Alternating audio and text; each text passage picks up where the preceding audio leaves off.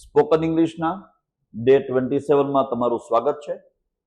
આજે આપણે જે ટોપિક ડે 26 માં મે માટે સમજ્યા હતા કે જેની અંદર શક્યતા હોય કદાચ આવું થશે કદાચ તેવું થશે, તો એ મે વાળા ટોપિકનું પ્રશ્નાર્થ વાક્યો જેમાં પરવાનગી પરમિશન માટે વપરાતું હોય છે એને આપણે સમજવાના છીએ। પણ સૌથી પહેલા આજના આપણા 10 શબ્દો જે આપણે જોઈશું। દર વખતે આપણે 10 શબ્દો નવા શીખીએ છીએ। આ વખતે સ્ટેશનરી વીક ચાલી રહ્યું છે જેની અંદર આપણને આ બધા વર્ડ્સ મળી રહ્યા છે। રાઉન્ડર એટલે પરિકર, પ્રોટ્રેક્ટર એટલે કે કોણ માપક,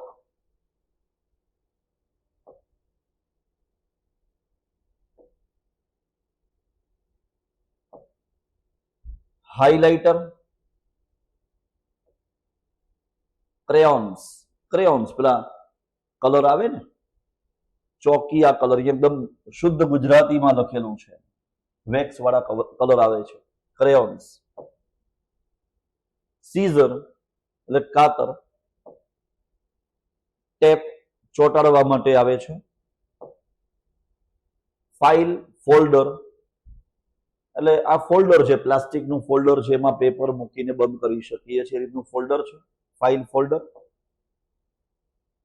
ક્લિપબોર્ડ એટલે આ બોર્ડ છે જેમાં આ ક્લિપ લાગેલી છે જેનાથી પેલું ક્વેશ્ચન પેપર તમે પેલું પરીક્ષા આપવા જાઓ આન્સર શીટ તમારી આમાં મૂકીને તમે લખી શકો છો, ક્લિપબોર્ડ।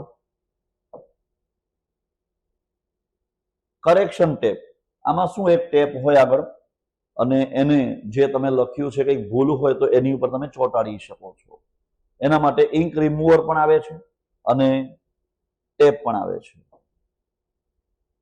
સ્કેચબુક,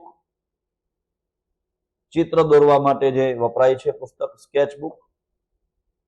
અને હવે આપણું હોમવર્ક છે ડે 26 માં જે આપણું હોમવર્ક હતું, જે 10 વાક્યો હતા એનું આપણે સોલ્યુશન પહેલા જોઈ લઈએ।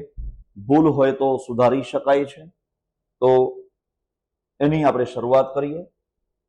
આજે કદાચ મને વહેલી ઊંઘ આવી શકે છે। I may feel sleepy early today. Early એટલે કે વહેલું, today એટલે કે આજે, may feel sleepy તે કદાચ સાંજે બજારમાં જઈ શકે છે, જવું એટલે ગો। he may go અથવા તો she may go to the market in the evening. અમે કદાચ કાલે પિકનિક પર જઈશું। we may go to picnic tomorrow. we may go to picnic tomorrow. મારા મિત્રો કદાચ આજે ઘરે આવી શકે છે। my friends may come home today. આજે કદાચ આવી શકે છે। તું કદાચ આ રમત જીતી શકે છે એટલે કે you may win this game. આજે ખૂબ ગરમી પડશે, આ શક્યતા છે। it may be very hot today. પપ્પા મને કદાચ નવી ઘડિયાળ આપી શકે છે। my father અથવા તો માત્ર શબ્દ હોય father may give me a new watch. તેઓ કદાચ આજે મીટિંગમાં મોડા પહોંચશે, મોડું પહોંચવું, રીચ લેટ એટલે અહીંયા આવશે they may reach late in the meeting today. they may reach late in the meeting today. કદાચ બાળક હવે રડવું બંધ કરી શકે છે, રડવાનું બંધ કરી શકે છે। the child may stop crying. the child may stop crying now. અમારી ટીમ ફરીથી જીત મેળવી શકે છે, જીતી શકે છે। our team may win again. our team may win again. તો આ આપણા જે ડે 26 ના મે વાળા વિધાન વાક્યો હતા। જેની અંદર શક્યતા દર્શાવવામાં આવે છે એનું આપણે આ સોલ્યુશન જોયું. હવે આજનો જે ડે 27 નો ટોપિક છે જેમાં ભણવાના છીએ વર્ડ તો મેજ છે, પણ આની અંદર જ્યારે કોઈ પરમિશન લેવાની હોય આપણે તો એના માટે પ્રશ્નાર્થ વાક્ય વપરાય. શું હું અંદર આવી શકું, એટલે કે શું હું અંદર આવું, પરમિશન લઈએ છીએ. તમે ઓફિસમાં બેઠા છો ને કોઈક આવી અને અંદર આવવા માટે તમારી પાસે પરમિશન માંગે, અથવા તમે જોયું હોય કે સ્કૂલની અંદર ટીચર ભણાવતા હોય અને કોઈક વિદ્યાર્થી આવે તો આવતા પહેલા શું પૂછે ત્યાં કે મે આઈ કમ ઇન. કમ અને ઇન એટલે કે અંદર. ઘણાને એમ જ છે કે મે આઈ કમિંગમાં COMING નથી. મે આઈ કમ ઇન, શું હું અંદર આવું, એટલે અહીંયા ઇન શબ્દ છે. શું હું તમારી પેન લઈ શકું, may I take your pen. May I take your pen. શું અમે અહીં બેસી શકીએ, શું અમે અહીં બેસી શકીએ. મે વી, અમે એટલે કે વી, મે વી સીટ હિયર, શું અમે અહીંયા બેસી શકીએ છીએ. શું હું તમને એક પ્રશ્ન પૂછું, શું હું તમને એક પ્રશ્ન પૂછું. May I ask, may I ask you એટલે કે તમને. May I ask you a question. May I ask you a question. શું હું આજે વહેલો જઈ શકું.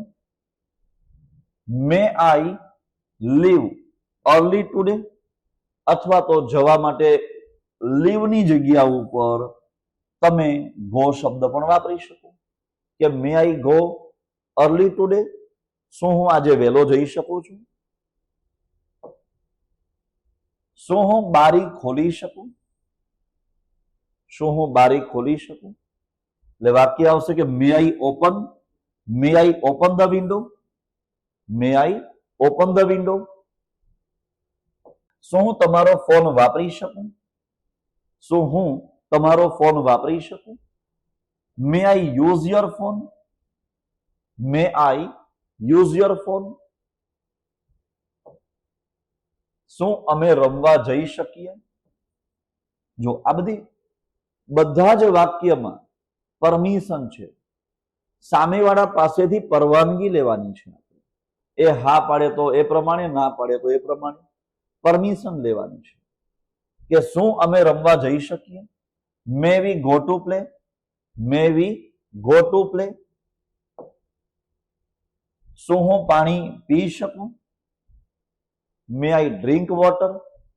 ક્યાંક બેઠા હોઈએ, મીટિંગમાં અથવા તો ક્લાસમાં ભણતા હોઈએ અને એ સમયે પાણી પીવું છે તો પરમિશન લઈ શકીએ છીએ. પરમિશન લેવા માટે કહી શકાય કે મે આઈ ડ્રિંક વોટર. શું હું તમારું પુસ્તક વાંચી શકું છું. શું હું તમારું પુસ્તક વાંચી શકું છું. મે આઈ રીડ. મે આઈ રીડ એટલે શું હું વાંચી શકું છું, પણ શું તમારું પુસ્તક your book. May I read your book. એટલે આ વાક્ય અહીંયા આપણે મે ના સેન્ટેન્સીસ જે છે એ શેના માટે વપરાયા છે, કોઈની પરમિશન લેવા માટે. એટલે અહીંયા પરવાનગી માટે વપરાય છે મે. આજે જે ટોપિક આપણે સમજ્યા છીએ એના 10 વાક્યો તમારા માટે રેડી છે હોમવર્ક માટે. જેમ કે શું હું તમારું હોમવર્ક કરવામાં મદદ કરી શકું. શું અમે હવે વર્ગખંડમાં પ્રવેશી શકીએ છીએ. તો આ બધા વાક્યો તમારા માટે હોમવર્કના છે. આ ડે 27 જેનું હોમવર્ક છે, આ હોમવર્ક તમે કરીને રેડી રહેજો. ફરીથી આપણે મળીશું ડે 28માં અને એમાં નવો એક ટોપિક શીખવાનો છે આપણે વુડ, કે વુડ ક્યારે વપરાય છે. તો મળીશું આપણે ડે 28માં. Thank you.